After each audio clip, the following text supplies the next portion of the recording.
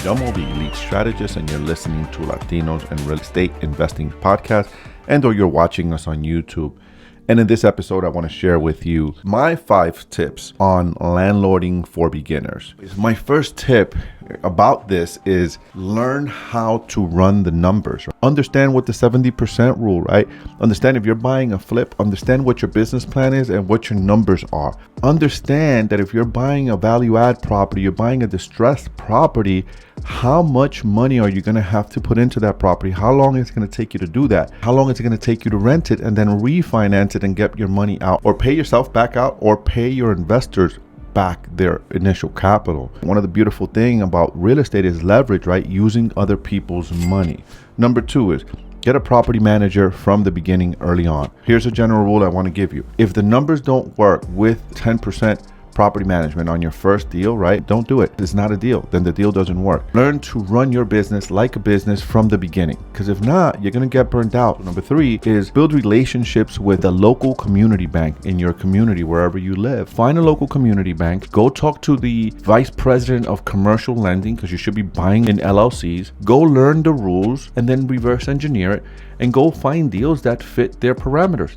Number 4 is house hack early on. Buy a quad, get an FHA loan, put 3.5% down, live in one, rent the other 3, then rinse and repeat in a year. There's some rules around this, and you can go and do it again in a year. There's some qualifications you have to qualify. Talk to your lender, and before you know it, in 5 years, you'll be financially free, and you'll have a bunch of units, you'll have a bunch of doors. And number 5 is build your network, build your team. The best way I find to do that is by attending meetups. Go and build a network of wholesalers that are going to find you off-market deals.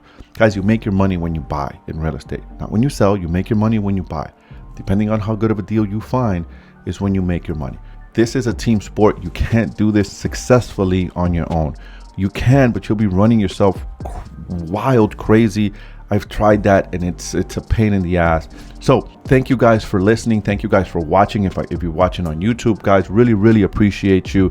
Drop us a thumbs up. Leave us a comment in the comment sections. Let me know what you think. If there's something else that you think we can add, I'm sure there's more. And if you haven't subscribed to our YouTube channel, just go ahead and click the subscribe button. Thank you guys for listening. Really grateful for your time and attention.